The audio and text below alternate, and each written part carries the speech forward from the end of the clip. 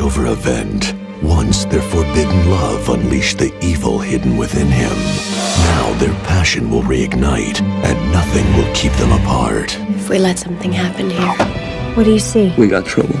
We'd want more. But this time their love will bring consequences Angel? they could never imagine. An all-new Buffy Angel crossover event.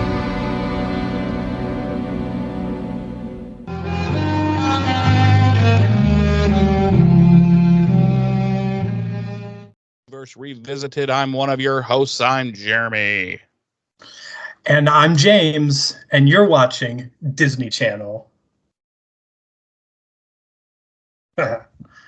No, I'm not. I'm not watching that. No. Sorry. No. Sorry. No. Sorry. You should be sorry. I'm sorry. James, it's been a long time, my friend. It has been a long time. Feels as though it's been almost 15, 20 minutes. Like 15, 20 minutes easy. Yeah. How have you been? I've been okay. Anything new? Anything exciting? Nope. Can't say as such. Okay. Yeah. All right. Well, with that being the case, why don't you say words and I will respond to them. All right. Jumping into season 1, episode 8 of Angel. I will remember you. Yes. Will she, though? I guess we'll find out. Okay. I guess we'll find out. All right. Now's where you say words and I respond. As previously stated, we'll be revisiting Angel, Season 1, Episode 8, our 8th episode of the series overall. I Will Remember You. Our episode director this week is David Grossman, and our episode credited writers are David Greenwald and Janine Renshaw. Our original air date was November 23rd, 1999 on the now defunct WB network, and this was the second part of a 2-part Buffy and Angel event. The 2-hour special event continues. Our original Nielsen rating was 4.4 million households when it first aired, ranking it 77th out of the 125 network primetime shows for the week and second out of the 15 primetime shows airing on the WB for the week, putting it firmly for the first time ahead of our flagship show. 4.4 million. 4.4 million viewers for Angel. Mainly for our regular cast, as always, but for a limited time, David Boreanaz as Angel, Charisma Carpenter as Cordelia, and Glenn Quinn as Doyle. One of those will be for a limited time. Yes. Our guest stars this week include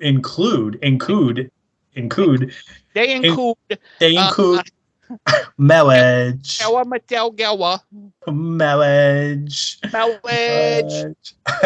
would watch that movie the other night. I watched it. I made someone who's never seen it before watch it with me. You know a human being that's never seen the movie before? Yeah. Well, I knew. Why are you friends with them? I fixed it. I fixed the problem. So. Did you harm them? I didn't harm them. They should have been beaten in public. I just made them watch quite possibly the most perfect movie ever put on film. Yeah. The Princess Bride, for anyone unaware. Well, anybody that had to be told what it was clearly should also be beaten in public. Right. And quite frankly, we don't want you listening to this podcast. So we're gonna pause for a minute while you all of you fuckheads tune out. While you find another podcast. Maybe you can go on to one of those other Buffy podcasts. And speaking of which, I have discovered a new Buffy podcast. Oh, really? Yeah, that has just got started, and they're totally ripping us off. Are they? What? I cannot remember the name of it. Hang on. Go ahead and talk, and I'll look it up. Okay. Don't say it on recording. Like, message it to me. Okay. Our guest stars this week include Carrie Cannon and Randall Slavin as the Oracles, and Sarah Michelle Gellar as Buffy. Our episode synopsis this week reads, Buffy is reunited with Angel when she goes to Los Angeles to confront him about his unannounced visit to Sunnydale. Okay, well, mine reads, Angel must make a difficult decision regarding Buffy when a demon's blood makes him mortal once more. Okay. All right. Yep. That's pretty much giving away the ghost, isn't it? Like that tells you everything. We might as well not even watch the episode. Yeah. Yeah, we'll So. just cash out. Yeah, we'll just watch you Google on your phone. Yep. We open with Angel in his office at Angel Investigations, and he's winding an antique clock that he then sits down on his desk, the time reading 8:53. And we find out that through expositional conversation between Cordelia and Doyle, that he got back late last night from being in Sunnydale for 3 days, helping Buffy during her crisis that Francis Which even really isn't that much of right. a crisis, really. That Francis Allen Doyle had gotten a vision for in our previous episode of Angel. F.A. Fad, that's his new name. Fad. Fad. And so now Cordelia and Doyle are watching for any signs of depression, and Cordelia says that since it doesn't look like he's openly depressed, it means that seeing Buffy hurt him deeper than they thought it would.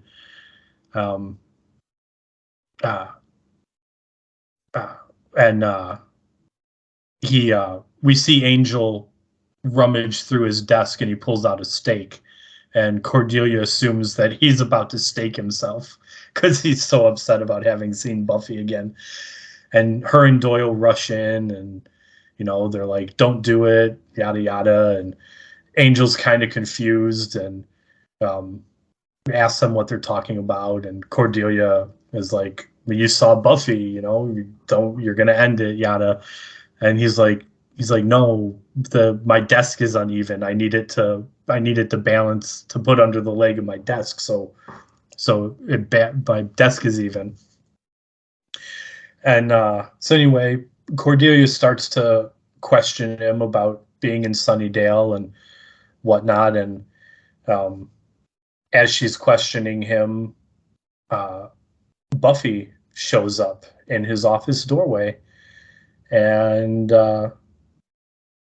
she seems pretty upset that Angel was in Sunnydale and didn't bother to tell her. And that is our cold open. That is our cold open. And credits run, and that's the episode. That's the episode. We have to see. The point of this episode was we as viewers have to imagine everything else that happens. It's never stated. No, the rest of the episode is just 40 minutes of static images of Buffy and Angel, and you have to create your own story. Yep. So that's what we're going to do now. Jeremy and I are just going to sit here for the next half an hour, and you guys can just figure out what happens. And go.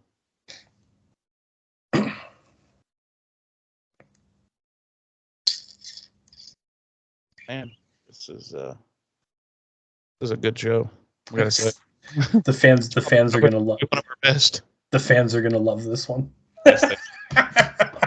So Buffy's there, actually in town to visit her father, which I'm like, why? Because he's clearly a deadbeat dad.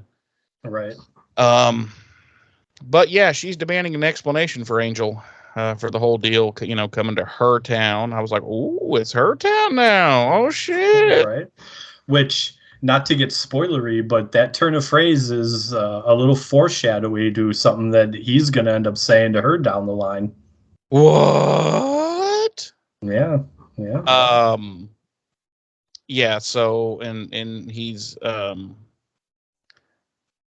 he's apologizing for the way he handled things, but he's sure he did the right thing, and she's like, okay, fine, then let's just stick to the plan. Then we'll keep our distance, and maybe when enough time has passed, and we forget, then maybe we can, I don't know, have a cup of coffee. And all of a sudden, the big fucking picture window in his office that somehow doesn't burn him to death shatters, and this samurai-looking demon dives through with sword in hand. And James, I was gonna ask you, was it? I couldn't pause it. I couldn't pause it to see it exactly, but was it what I think it is? Well, it was a cheap Chinese knockoff version, but yes, it was in fact Duncan MacLeod's dragon-headed katana. And I thought so. I noticed it when they're fighting, and Angel picks up the sword off the ground and stabs him. It happened so fast, and I was like, wait a minute, was that what I fucking think it was? It was. So I kept rewinding it and rewatching and trying to pause, but I couldn't get like a clear pause on it. And I was like, I am almost positive that is the fucking dragon head katana. It was even easier to see towards the end when at the very end of the episode, when she's fighting and Angel's kind of KO'd and she's fighting it. And she disarms him at one point, and then she reaches down to pick it up, and that you can clearly see it then. But it was one of the cheap Chinese with the gem in it. Right. But it was indeed the little red ruby in the hilt. Yeah, it was ruby. Yeah, piece of plastic. It was the dragon-handled katana. I thought so. I got so fucking excited, dude. I was like, oh my god, yes. Which that sword has shown up so many times in so many things, and it's like, ugh, you're bastardizing it. But anyway, hold on, has it? We're about to go into the weeds here a little bit. Has it really? Because this is the only other thing I've seen it in. Oh, I've seen it in so many things, like at least 25 different shows and like B-flick movies. Oh wow. Oh okay. Yeah, it's because it's not a copywritten deal. Right. It's long convoluted shit. No one here gives a shit, but yeah, that's why they're able to use it. But anyway, so yeah, this samurai demon jumps in and he's got his sword in hand, and they begin fighting. Buffy and Angel begin fighting it, and at one point, Angel is able to get the sword from it and jabs it in its stomach, and the demon's like, oh, and it's got the sword in its gut still, and it pulls it out, and then it fucks off, jumps out, runs, and there's a great line here where Buffy's like, friend of yours? And Angel's like, never seen it before, and she's like, it was rude, we should kill it. And Angel's like, I'm free. So they head off to track it, and they are tracking it now down through the sewers. And he's like, it's this way, and she's like, are you sure? And he's like, yeah, it's bleeding, I can smell its blood. And she's like, oh yeah, I forgot about that handy little fucking trick. And at one point he stops and touches, there's some blood, and he touches it and smells it and like smears it between his fingers for some odd reason. And he's like, oh, I feel weird. And Buffy's like, I do too. And she goes on this huge confession rant about, being there in town and their whole relationship and how it ended and whatnot. Right. How she can feel him even when she can't, when he's around, even when she can't see him. And which is something I wanted just briefly, just to kind of call back to last week's episode in Pangs. There was something I wanted to mention when we were doing our final wrap up, is I really liked that little inclusion of how, like, they made it noticeable that Buffy could tell that Angel was around, several times right? When he was nearby, she would kind of be like stop dead in her tracks, and like, it seemed like, all right, and she's like, yeah. I really like that. But anyway, continue. So long story short, she's spilling her guts, opening her heart up, and he's like, no, I meant I felt weird from the blood. It's like, it's really strange. It's really powerful. She's like, oh, fuck. He's like, no. So then he starts spilling his guts too. And it's very, maybe they did it on purpose, but it's very reminiscent of the sewer scene from last season of Buffy when they had their breakup scene in the sewers. Yeah, and I think it was definitely deliberate because Buffy even has a line where she's like, oh, I was jonesing for another heartbreaking sewer talk. Yeah, exactly. So they kind of, for better or for worse, they kind of agree that, they're better off apart, kind of thing, even though neither one of them are happy about it. So at one point, they're getting closer apparently to the ocean. He can smell the salt, and she's like, we should split up. It'd be just better for us if we just split up. So she's going to go up, surface up to the surface, and he'll continue in the sewers. And he's like, all right, there's a dive bar in Santa Monica somewhere that he's like, it's a demon bar, and a lot of demons go there when they need patching up. So I'd start there if I were you. And so she does. And then he continues on in the sewers, and,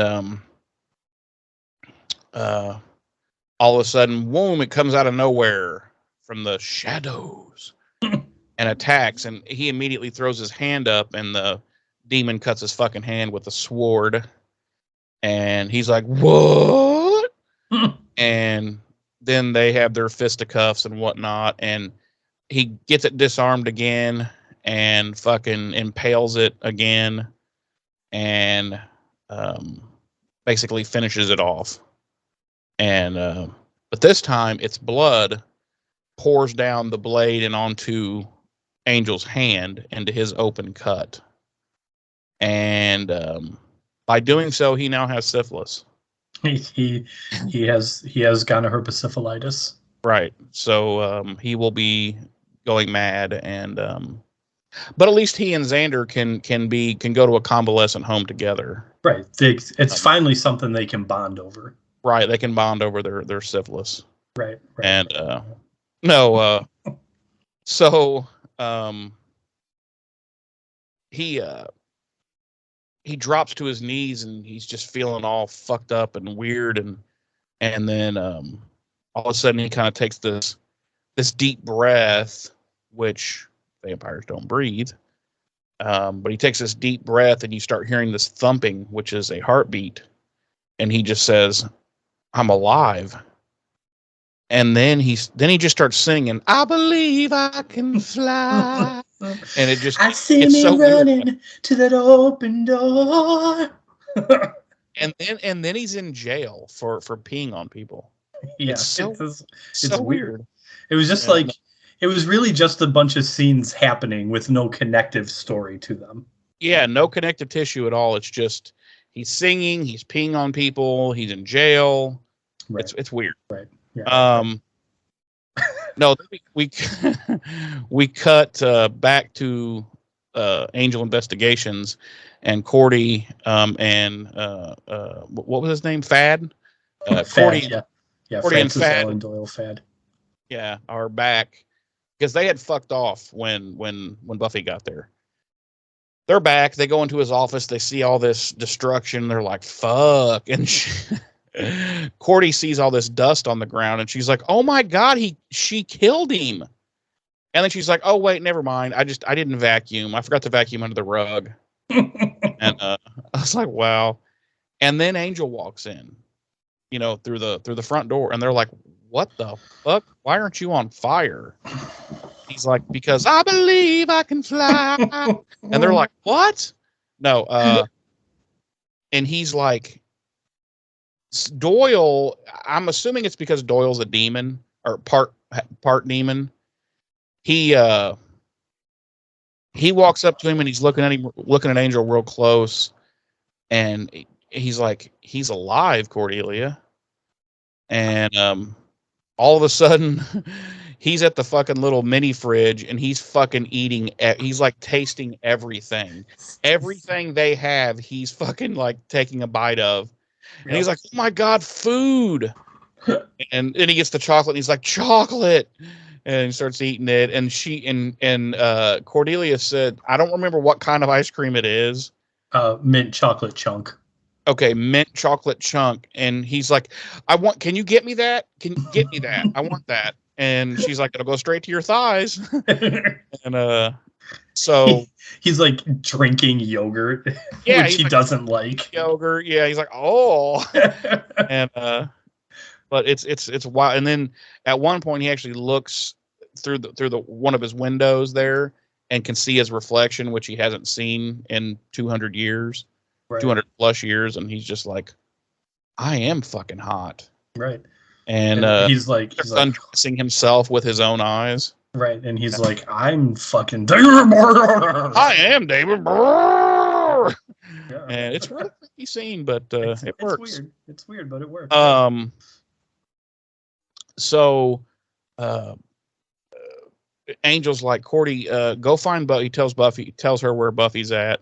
He's like, go find her and get her back here. Tell her, I killed the demon, but don't tell her yet what's happened to me until I know like what it means, what the fuck's going on. Right.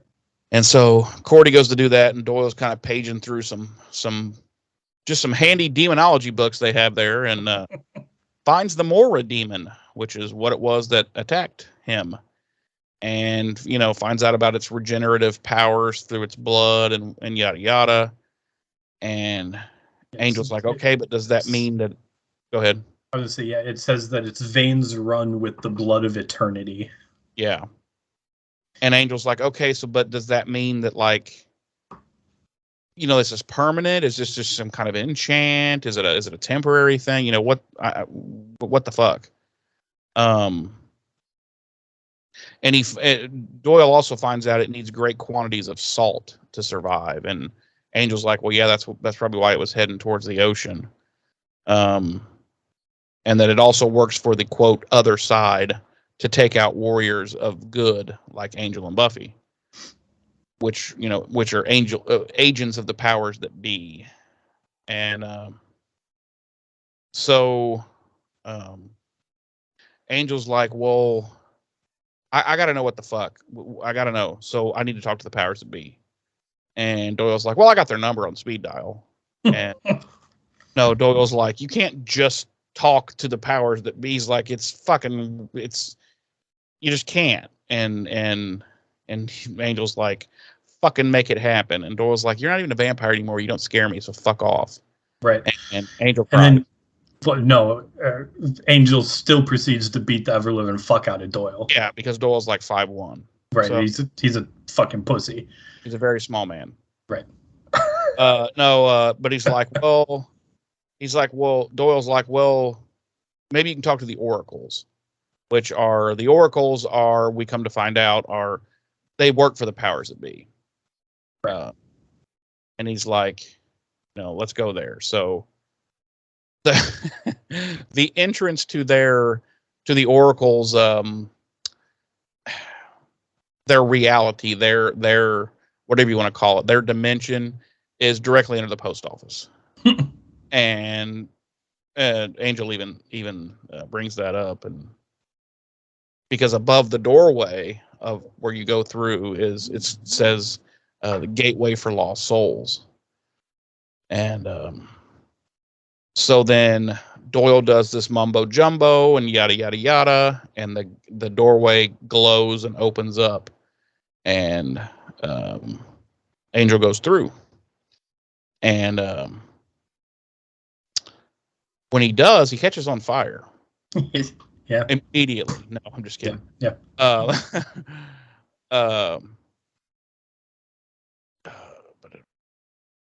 So he gets in there, and it's a man and a woman, these oracles, presumably brother sister, because that's what they call each other. They're also fucking though, so it's creepy. So sweet home Alabama. Whoa.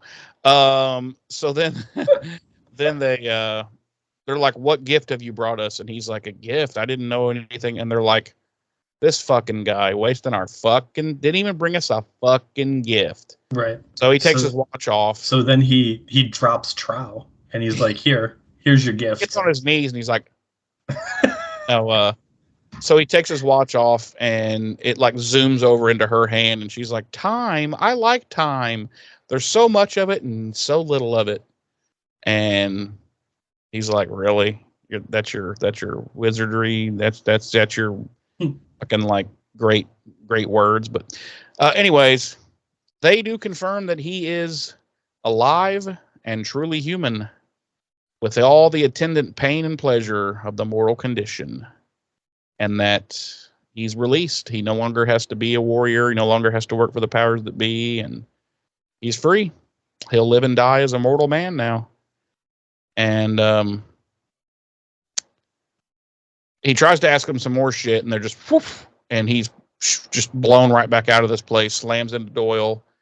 And he's like, Doyle's like, fuck, it didn't work. And he's like, yeah, it worked. I was just talking to him. And he's like, you literally just walked in and you came right back out.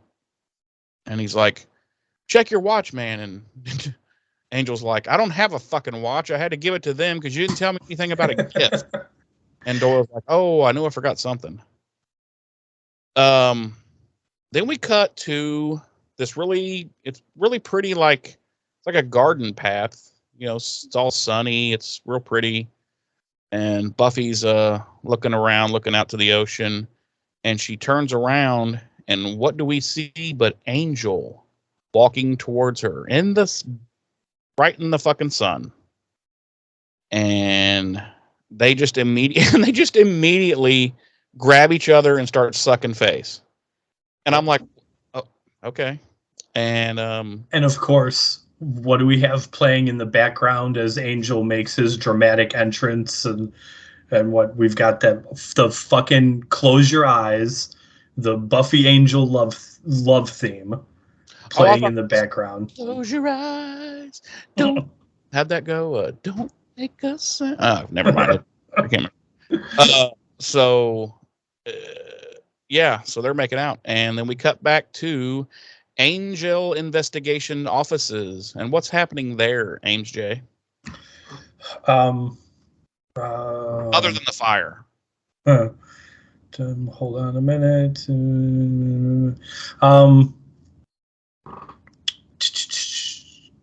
Cordelia's Doyle. Cordelia's giving Doyle the history of Buffy and Angel's, forbidden love, and Doyle's kind of like, just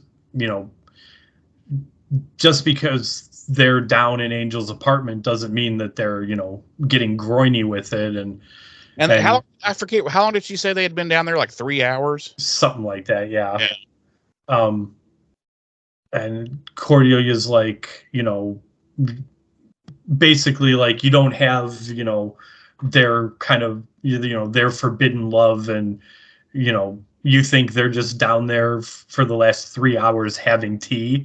And we cut to Buffy and Angel in Angel's apartment, and that's exactly what they're fucking doing. Tea and cookies. Having tea. Yep. And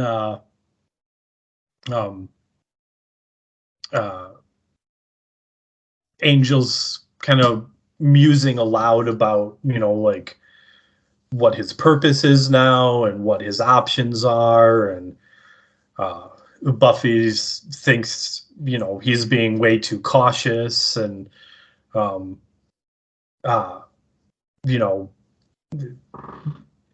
Angel's like, explaining to her that it's not that he doesn't want to be with her. Of course he does, but he thinks the smart thing would be to do is to take a little bit of time and, make sure the whole being human thing is actually going to stick, and then, figure out how they're going to rejoin each other's lives, so to speak, and how that's going to work. And they agree at first, and then they but Angel takes Buffy's hand in his, and that's it, man. That's the fucking tipping point. They go at each other like hot and heavy. Yep. Like he picks. I don't want to get graphic with it, but he picks her up and like against the refrigerator, and then he suplexes her at one point, and it's sensual. He ends up brushing everything off the kitchen table, and that's where that scene ends, and it fades into Angel at his refrigerator, which is now fully stocked with all kinds of food. All kinds of junk food. And he's bringing an armful of food back to his bed where Buffy is. And he's naked. He's naked. Naked. Did I pause it for about 15 to 20 minutes? Maybe. That's my business, okay? That's my business. Maybe I shouldn't have said anything. Maybe Whatever. I should have kept my mouth shut and not told anyone that I did that. Whatever. He's got the mint chocolate chunk ice cream that he asked Cordelia to get him, chocolate and peanut butter. Buffy even says, she's like, you've been human for a day and you've already got mint chocolate chunk ice cream. Yeah. So he's asking her, how come you never told me about chocolate and peanut butter? And she's like, I just felt since your vampire taste buds couldn't enjoy it, it would just hurt you too much. And he ends up dripping some ice cream onto his chest, and they go at it again. She starts licking it off, and he's like, oh, shit, you're a dirty girl. Right. He's like, oh, you've learned a lot in the last year, haven't you? She's like, if you only knew how many times I've been used and tossed aside. And he's like, wait a minute. I'm human now. Do you have any condoms? Right. And she's like, whoa! And then we cut to Cordelia and Doyle, and they are commiserating over drinks, wondering what they're going to do now that they're presumably out of a job. And Cordelia is, of course, upset. She says she's only herself. Huh? Worried only about herself. Worried only about herself. And she says she's only good for two things, and that's her inevitable stardom and working for a vampire with a superstardom, she says. Right. And working for a vampire with a soul to fight evil or something to that effect, right? Yeah. Mm-hmm. And of course, Doyle's, giddy as a schoolgirl on prom night. He's all like, if this means, I'm not beholden to the powers anymore because Angel's free, then fucking A, man, I'm peacing out. Good on me. And then he has a fucking vision. Yep. And it's the Mora demon. Yep. And what's the Mora demon doing? He's fucking masturbating. He is fucking going to town on himself. And I'm like, dude, why are you having a vision of this demon fucking beating his meat? Right. I was like, that is weird. And the powers that be are like, right. Like, they're just fucking with Doyle at this point. Uh-huh. They're like, so we cut back to Angel's place, and Doyle knocks on the doors. There's a knock on the door, and Angel quietly gets out of bed and so as not to wake Buffy. And because she is wore the fuck out, if you know what I'm saying. Are you saying they fucked a lot? No, I mean she's just legitimately tired because of her school schedule and slang and slang. Yeah, right. The trip to Los Angeles is like jet lag. Right. Yeah. It's been a long day. Yeah, long day. And he answers the door, and it's Doyle, and Doyle's tells him that he had a vision of the Mora demon, and it's apparently regenerated itself, and it's bigger and stronger and meaner now. And um, uh, it's at the salt whatever fucking place, and Angel's getting dressed, and Doyle's like, we might want to, bring the fucking Slayer with us, and Angel's like, no. He's like, I have to do this, uh, on my own. But if Buffy has to protect me, what good is it? And Doyle needed to just be like, dude, you're a weak bitch now. Right. I'm already a weak bitch. Now you're a weak bitch. Two weak bitches aren't going to beat this Mora demon. Right. And there is a line. I know you're not big on feelings and stuff, but when Angel's like, tells Doyle, like, no, we're not bringing her. Doyle's like, you don't want to wake the girl, and Angel looks back at her and he's like, not for anything in the world. And I was like, oh. It was like the little Indian tear. You were like, yeah, just a little tear. I'm like, oh. So they do a little more research about the Mora and its vulnerabilities as they track him to the demon to the salt refinery, and it fucking ambushes them. And of course, Doyle is fucking KO'd from one fucking kick. One kick and he's down. Right, because this tiny Irish bastard refuses to fucking demon out. The demon proceeds to give Angel a sound thrashing. Dude, like, it's the brakes off him. It is like so fucking bad that it's like, pretty sure he'd be dead. Yeah, it is. It kicks him in the ribs at one point, and he flies like, I don't know, 5 or 6 feet into like a concrete wall. I'm like, death. Dead. Like Angel isn't Angel anymore. He's Liam again now. He's Liam. He's dead, and he's a little bitch. Mm-hmm. Yeah, the Mora demon is just fucking. Yeah, he's fucking him up.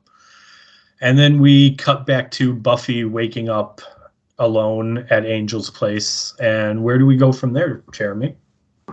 For some reason, we go to hell. No. So she's like, what the fuck? And so she's kind of looking around. She's like, Angel? And she runs into Cordy. And they have a bit of a back and forth. And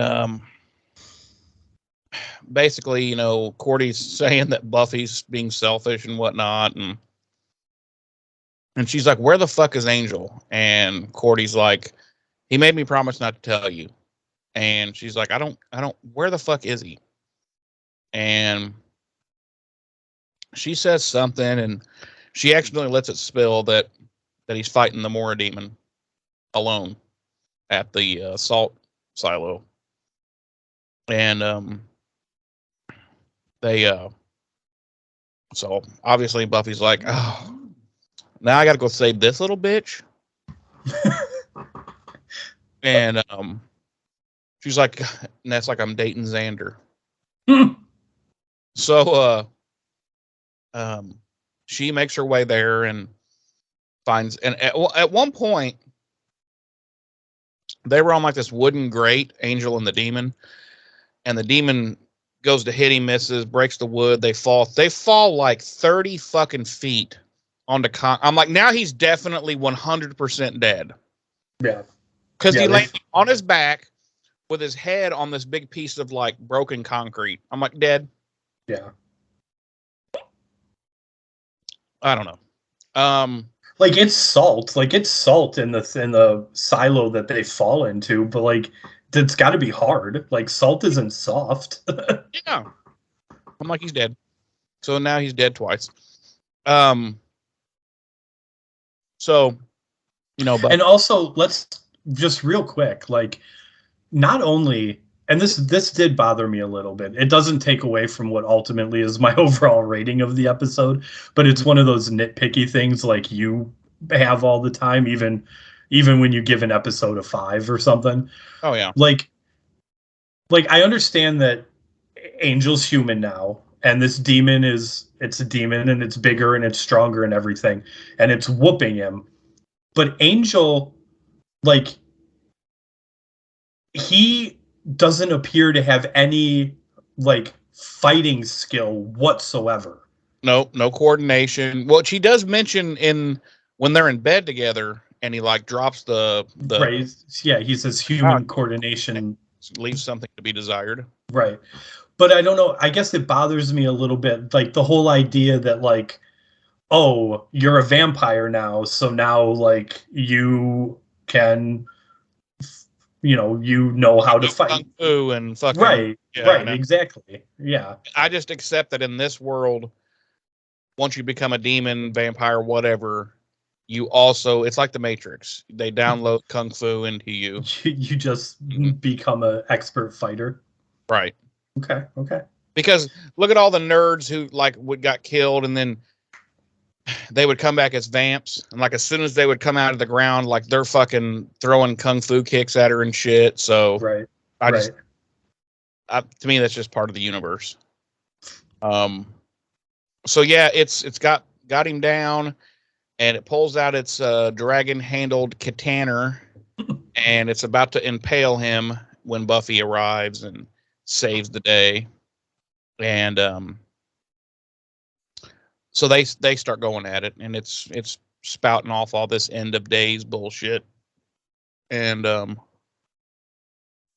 one point, it's like she's done some shit to it that like should have done it in, but it's not.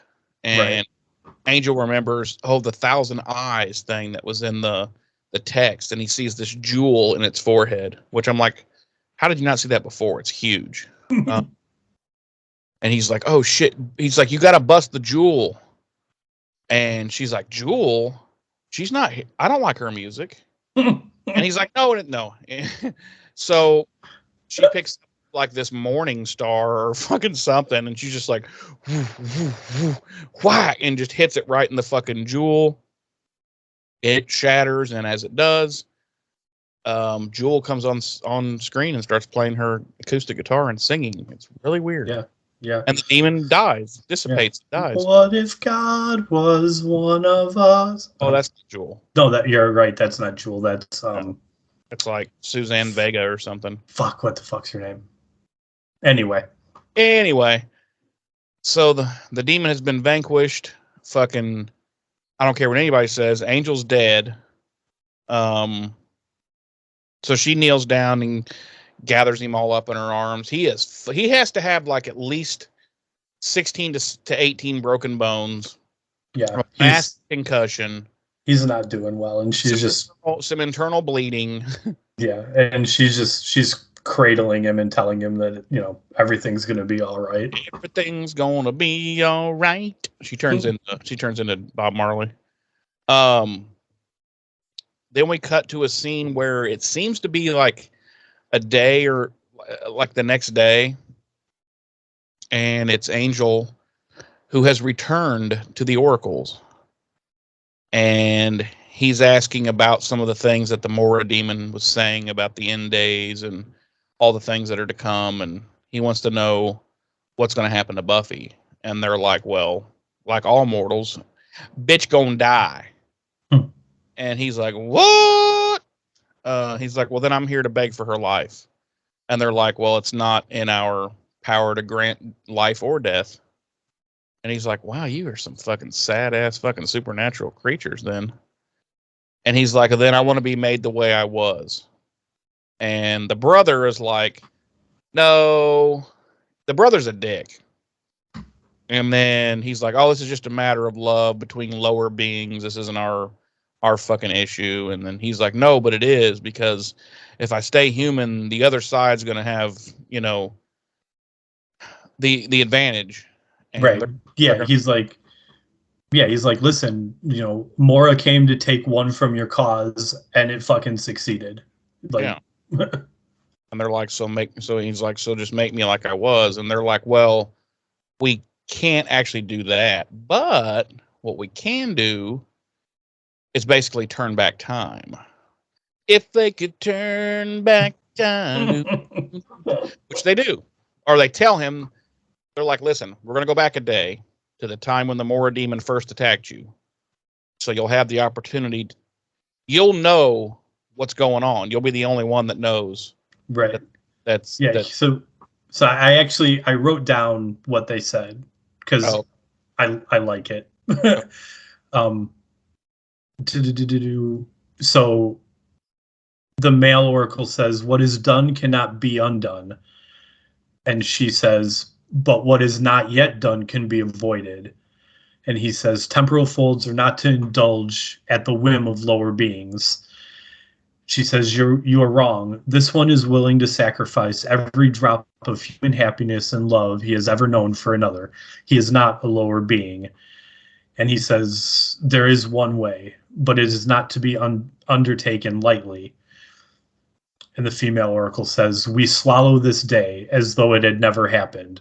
24 hours from the moment the demon first attacked you, we take it back."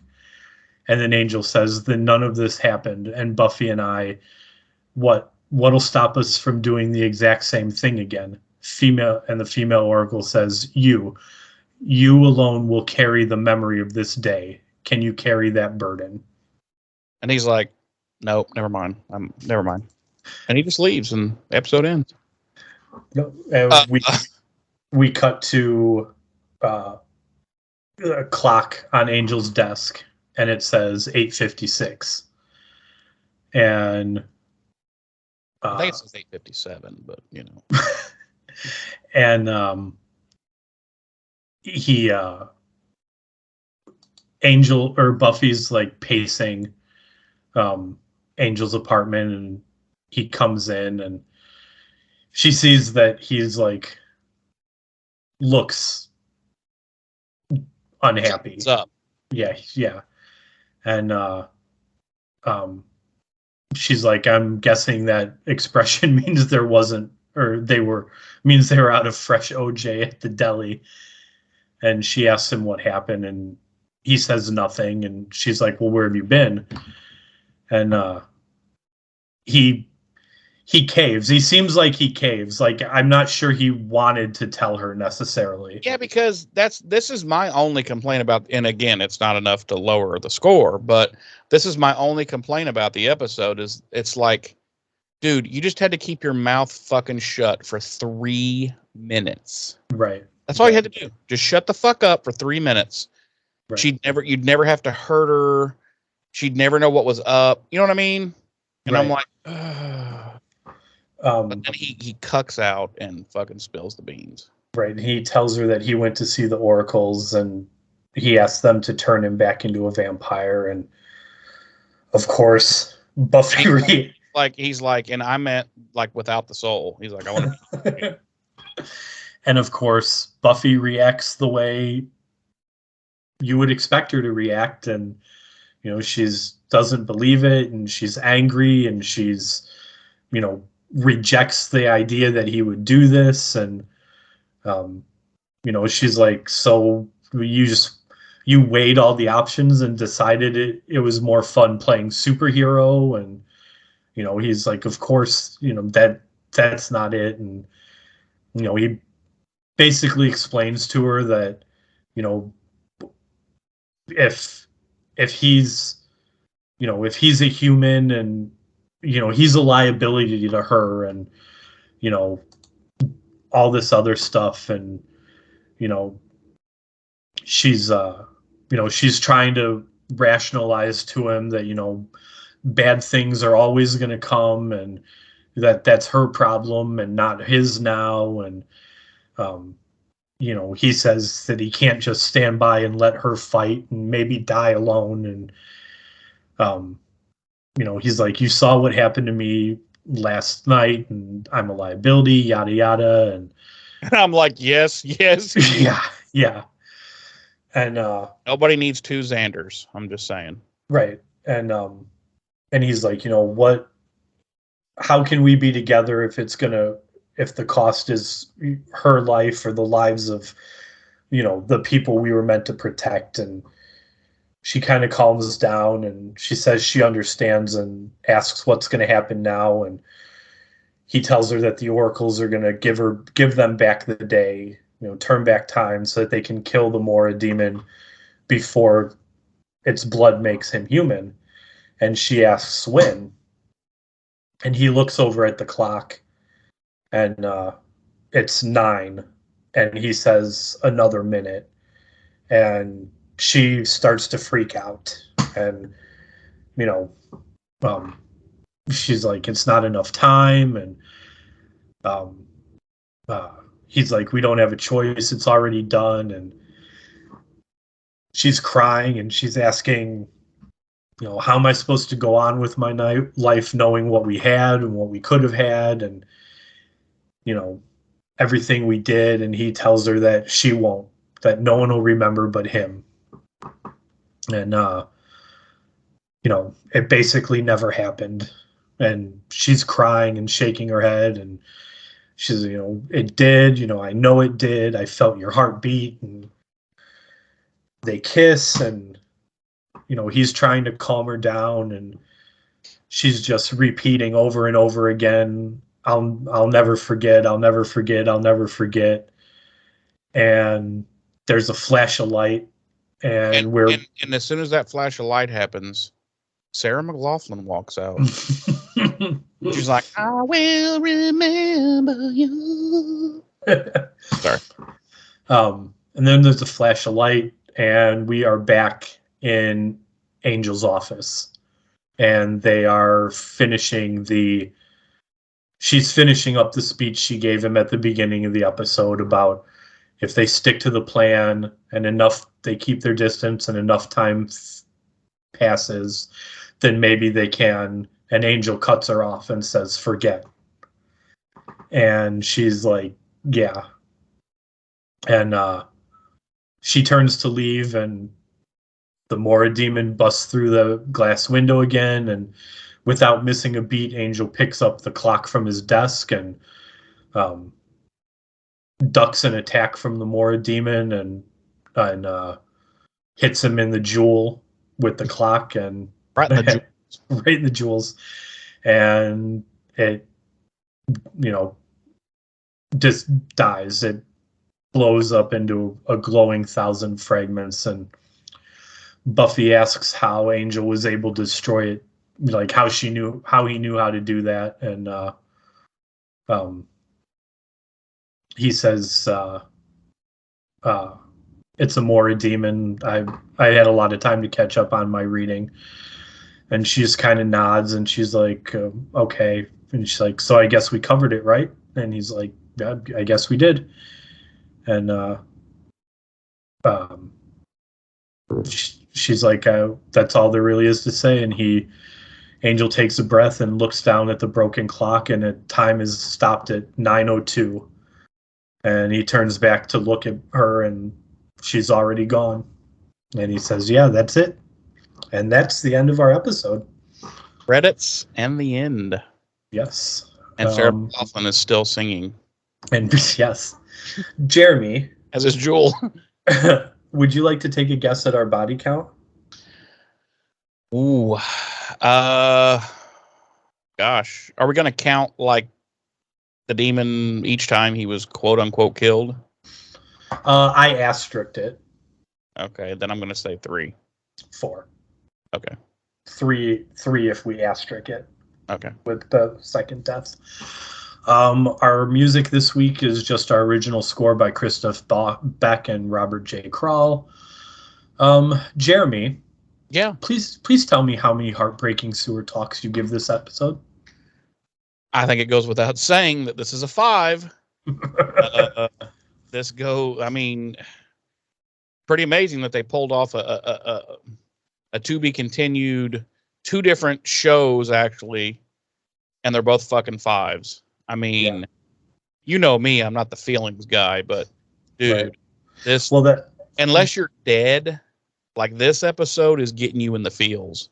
Right. Well, and that's why I was surprised a couple episodes back when I mentioned this being one of the best episodes of Angel, and I said, like, you'll probably disagree with me knowing how you are about feelings, and you were like, no, it's easily No, one of the best episodes. Oh yeah, it is. I mean, dude, it'll get you in the feels. The older I get, the more feels I get. You know, it's true. Oh And yeah, no, I agree. it's like, dude, like in my 20s, I was like, meh. Like, I mean, I still thought it was a great episode, Right. but I was like, you know, the interpersonal stuff and whatnot. I was like, you know, whatever. Right. But Yeah. get older and you're like, yeah, that kicks you right in the feels sack. Right. Well, I think as you get older, and like I'm the same way. Like when I first watched it, like it was a great episode, and I was emotional about it. But I think I was more emotional about it in subsequent rewatches as I've gotten older, because Like, I just think younger you cried, but at this age you actually cried yourself to sleep. right, hyperventilating. Hyperventilating. Yeah. And like whistling through your nose. Yeah. Oh God, why? Buffy, Angel, why? Snot bubbles. But no, I think as we get older, like we appreciate and understand those interpersonal relationships more, and like just that feeling of. Well, I don't think that I don't have any more understanding than I did, but it hits different. Right. You know, it's just like once you've seen and done some shit in life, right. You know, you're like, fuck, yeah, that's pretty deep.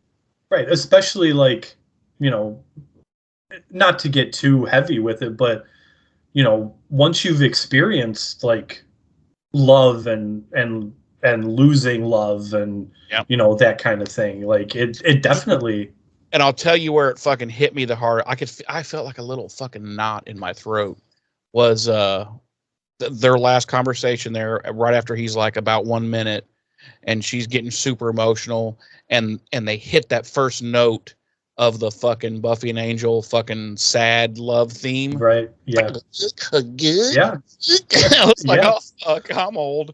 Yeah, 100%. I was like, hey. But yeah, this dude, I mean, what can I say? I mean, I don't know how they pulled it off. I really don't. Like, 2 different shows, 2 different sets. I don't know. They pulled it off. Was it the same writer for both episodes? It wasn't? Nope. Wow. Separate writers, separate director. That's even saying even more. Yeah. Dude, this might be one of the best 2-parters I've ever seen on any show. Crossover type thing. Yeah. Because, I mean, I could forget every other episode in both shows, but you could never forget these 2 episodes. Yeah. I can remember. Yeah. I feel like I'm being redundant, but what else can be said? Perfection's perfection, you know? Yeah. Like 100%. For an hour-long episode, man, they got it all in. And yeah, a few things you would love to see like last a little longer and like sure. But man, they fucking knocked it out of the park. So yeah, I don't think I'm going out on a limb to say it's a fiber. James. Yes, sir. How many center of the forehead jewels do you give this episode? This is going to be the first time this has happened with like a non-season finale episode. This is a 6 for me, bro. Okay. Like I could have gone 6, but I was like, well, I'll just make it stay in the. I'll make it stay in the thing. I can't like. You said it all in your review, and like at the risk of being redundant, like this is a fucking perfect episode. Yeah, I don't know how they could have gotten much better. The writing is there. The acting is like especially, and we've talked about this so many times, especially between David and Sarah.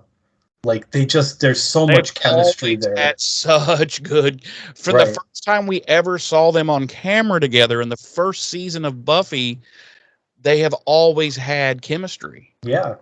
And like you just like when they're on screen together, like you just believe it.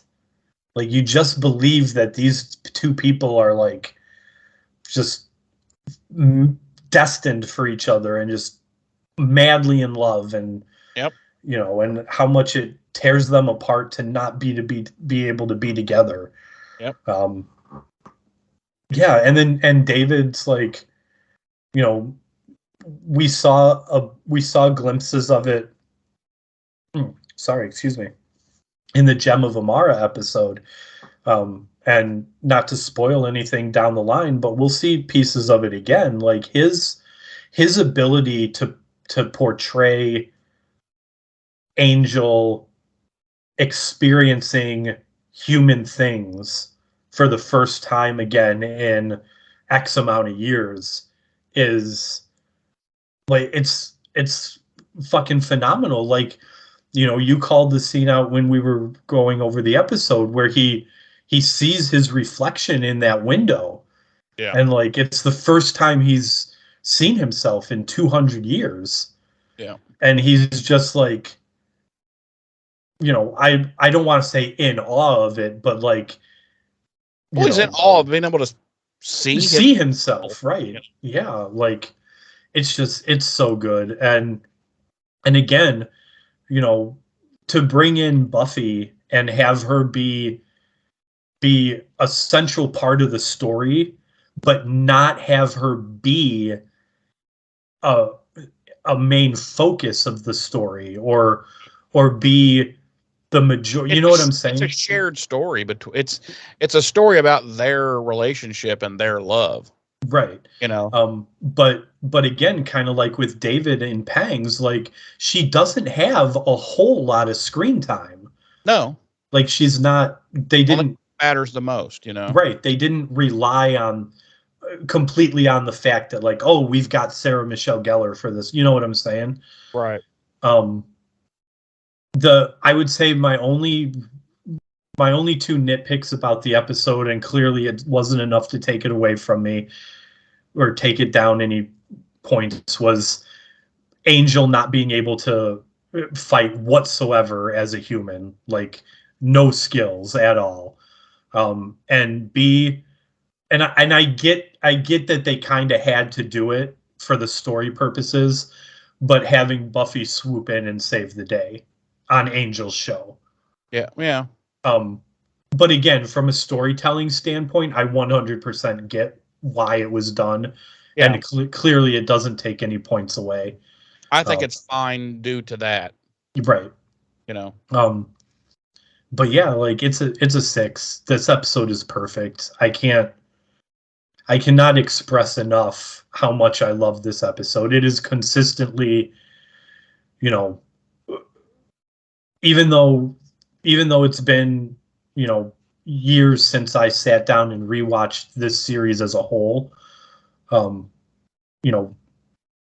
this is one of the episodes that I have time and time again gone back to like, man, I really need an Angel fix. Like what episode, what handful of episodes can I binge watch today, and this is always one of them. And what's hard, it's hard to believe that this episode is only 2 episodes removed from one of the worst episodes that's ever been on television of any show ever. Right. Like, listen, I said this, I think not last week, but like 2 or 3 episodes ago. In my opinion, this is the turning point for this show. Oh, it definitely is. This is 100% the turning point. There's still going to be some kind of here and there. Well, yeah, I mean, any show, like any show, definitely. It seems to be this is definitely the episode where the writers where the writing room for Angel, because the writing room for Angel is not necessarily the same writing room for Buffy. They share a little bit, but Sure. like where this writing room is like, okay, now we get now we know what we're gonna do with this character in this show, you know? Right.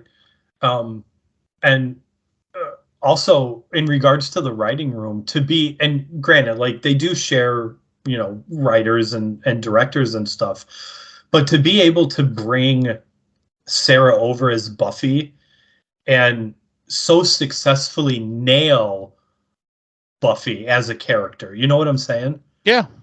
Um, but yeah, I mean, this is a 6. I don't.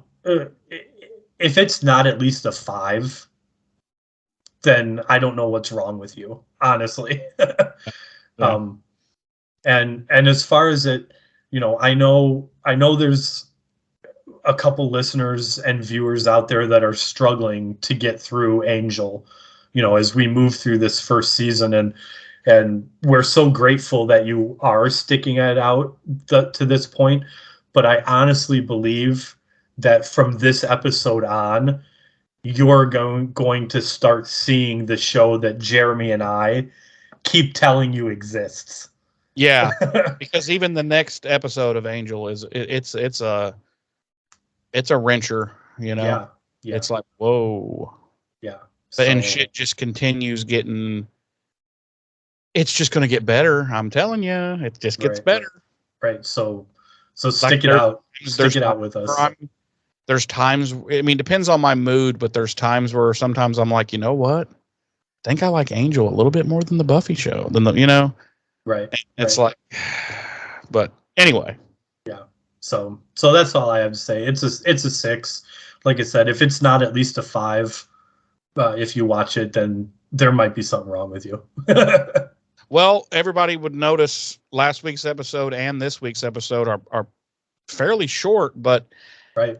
It's because the episodes were so good and they flow, and each scene to scene is such smooth. I don't know. I think if you go back and look at through our archives, I think the better episodes usually are fairly short for us.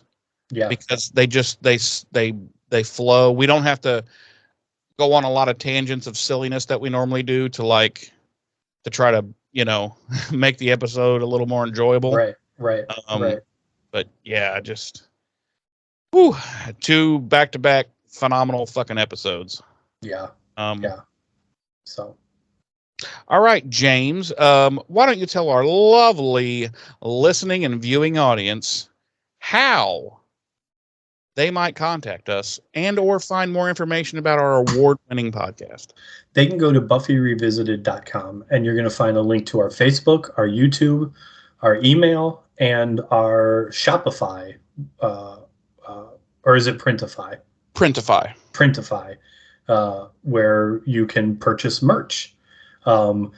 If you click that email link, obviously you'll be able to send us an email directly. Give us your thoughts and opinions about both of the shows overall, the podcast, the episode specifically, whatever your heart desires. You click on either the YouTube or the Facebook link, and you're going to find the individual episode or individual posts about these episodes. Hop into the comment section.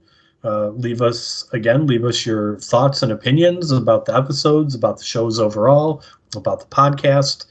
On the Facebook page, you will frequently find additional posts with articles or tidbits of information, pertaining to Buffy. I have been posting semi-frequently about Allison Hannigan's progress through Dancing with the Stars this season. So yeah, hop over to Facebook if you don't already follow us. Look for all that. Yeah, that's all I have. Jeremy, would you like to drop the Printify, Addy? Yeah, it is buffyrevisited.printify.me. And awesome. Once again, James and I do not make a single plug nickel from this. Nope. Once we get to I don't know, maybe we'll just say $100 in the account of profit, which will take a long time because I set the profit threshold so low, then it's going to be donated to something somewhere, some type of charity. Probably Werewolves Without Borders. Yes, Werewolves Without Borders sounds like a good one. Yeah. No, but because the whole reason we're doing the merch is just to see people with our stuff. That's just really it. We're not doing it. It's not for money. So yeah. And speaking of which, anybody that isn't aware already, last week on the Facebook page, I did drop some photos of one of our listeners who had purchased a Slade the Buffy Reverse Revisited tee. So you can check out those pictures and kind of get an idea, what the product looks like in the real world on a human body. On a human body, no less. On a human body, no less. And, give you an idea of what to expect. So I think I'm going to buy myself the blanket for Christmas. Okay. So I will definitely show that off here on the show. Yeah. May even use it as a backdrop. There you go. What? Excuse me? That's actually not a bad idea now that you mention it. Yeah. I think it's like, I don't remember. What was it, like $30-$35 or something like that? Something like that. I mean, chump change to a guy like me, right? Rolling in it. I got that in my shoe. And honestly, like if it's of the same quality as like the mug and the shirt, then from what I understand, all the products are pretty fucking good. So then it's gonna be a decent blanket. So I know it took me a while to get it set up because oh my God, I can't even tell you how many print on demand companies I looked at and went through. And this place, like whenever you create a new item for your store, you have like 30 to 40 something different companies to choose from, and you get all like that where the product actually, the base product comes from. You get all the materials it's made out of. It tells you I was like, this is the winner. Yeah. And you bought a shirt for your roommate too, right? Shirt was decent quality. So yeah, it was way too small. Just small for her. So by all accounts, from everyone that has had physical products in their hands, it's decent quality stuff. So yeah. That's all I have. All right. Well, thanks for joining us this week, everyone, as always. Next week we'll be back to Buffy, where we will be diving into season 4, episode 9, Something Blue. Another good episode. Another werewolf episode, as we know. Okay, sure. Yeah, okay. Well, anyway, with all that being said, that's, real quick, like not to spoil anything, but next week we've got Something Blue. The week after that we've got Hero. Mm-hmm. Like this, like that's 2 more episodes. Like they're not connected, but that's 2 more episodes that are like they're top tier. Like we'll leave it at that. Yeah. They're top. So, all right. All right. With all those spoilers being said, I have been one of your hosts. I'm Jeremy J. I'm your other host, James. Ta-ta.